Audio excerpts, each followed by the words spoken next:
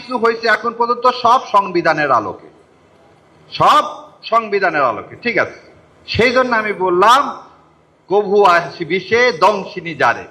আর আপনি তো ছিলেনই না, আপনি দেখতেন, তা আপনি কিভাবে বুঝবেন এই ব্যথাটা? সেই জন্য আপনার কাছে মনে হয়েছে কি কনস্টিটিউশনটাই, এই সংবিধানটার জন্য হয়তো আমরা লড়াই করছি, ওই জন্য আপনি আবার গোলায় ফেলছেন।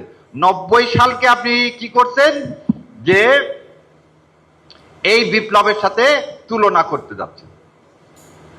আমি মাঝে মাঝে ভাবি যে বিএনপির সৌভাগ্য যে আল্লাহ আমাকে সংসদে রাখেনি, কারণ কালকে যে মিথ্যাচার করা হলেন, মিথ্যাচারটা কি? উনি বললেন যে সংসদ কি সার্বভৌম, তারা যে কোনো আইন তৈরি করতে পারে। ভাই তাই যদি পারেন কালকে সুপ্রিম কোর্ট বন্ধ করে দেন, আমরা অন্য প্রফেশনে চলে যাই। এই কনস্টিটিউশনে বলা আছে আইন বৈধ না অবৈধ এটা দেখার একমাত্র ক্ষমতা কার? সুপ্রিম কোর্টের।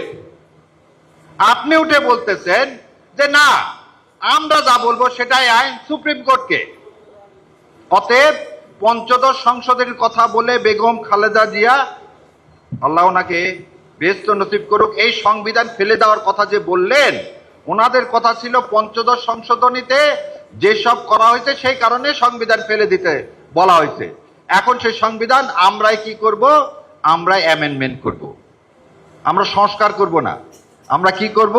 অ্যামেন্ডমেন্ট করব। অ্যামেন্ডমেন্ট পরিবর্তন আর সংস্কারের মধ্যে একটু পার্থক্য আছে। আবার ওনারা আবার এই পরিবর্তনটা করতে চায় কি, একটা শরীর রাখবে, মাথা রাখবে না। মাথাহীন দেহের কোনো মূল্য আছে?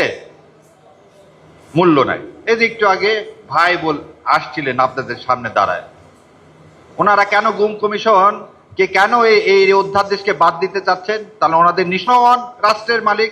আমি এখন মালিক হয়ে, তুমি সরকার তোমাকে আদেশ দিচ্ছি তুমি জুলাই সনদ যা যা আছে তাই পালন করো, তা মালিকের কথা কি তুমি কি করতে পারো? অগ্রাহ্য করতে পারো? গভর্নমেন্ট, সরকার কি? সরকার জনগণের চাকর, একদম সহজ সরল কথা। চাকর যদি কি করে, মালিকের কথা না শুনে, সে চাকরে আপনি রাখবেন? রাখবেন না? রাখবেন না? রাখবেন না। তাহলে আজকে আপনি মাননীয় প্রধানমন্ত্রী, আপনি সরকার, আপনি হচ্ছে জনগণের সেবক, আপনি সেই সেবক হয়ে মালিকের কথা শুনতেছেন না।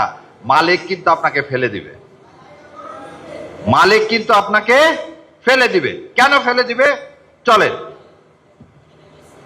আপনি আমাদেরকে বলছেন যা কিছু হয়েছে এখন পর্যন্ত সব সংবিধানের আলোকে, সব সংবিধানের আলোকে, ঠিক আছে। শেখ হাসিনা একটা ক্লিপ বের হয়েছে গত পরশুদিন, যে ভাই বললেন ভাইকে গুম করা হয়েছে, আয়না ঘরে রাখা হয়েছে। আমি কি তাজ্জব কথা! মানে কনস্পিরেসি একটা শেষ থাকতে হয়। ভিআইপিতে আমাদের মতো লোকেরা যায় বসবে, আপনি এক গাদা ছেলে পেলে নিয়ে গেলেন, নিয়ে যে পুলিশ দিয়ে, এবং আবার বলে দিচ্ছি আমার চোখের সামনের ঘটনা, পুলিশ দিয়ে তাদেরকে ঢুকালেন।